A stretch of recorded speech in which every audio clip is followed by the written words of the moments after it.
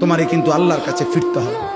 সুস্থ থাকো আর অসুস্থ হও, সুখে থাকো আর দুঃখে থাকো, আনন্দ থাকো আর বেদনায় থাকো, অসুস্থ থাকো আর সুস্থ থাকো, 3 বেলা ঠিক মতো খাও কিংবা না খাও, প্রতি মুহূর্তেই একথা মনে রেখো, তোমাকে কবরে যেতেই হবে, তোমাকে ফিরতেই হবে, ফিরতেই হবে। আমি আল্লাহর কাছে, ওয়া ইলাইহি তুহশারুন ওয়া ইলাইহি তুরজাউন ওয়া ইলাইহিল মাসির, ইলাইয়াল মাসির, ইলাল্লাহি মারজিউকুম জামিআ ওয়া আন্নাকুম ইলাইনা লা তুরজাউন। এই আয়াতগুলোর অর্থ এক, ফিরতে হবে, ফিরতে হবে, ফিরতে হবে। বান্দা আমার কাছে আসতে হবে, আসতে হবে। কোনোখানে তুমি লুকাইতেও পারবা না, আড়াল করতে পারবা না।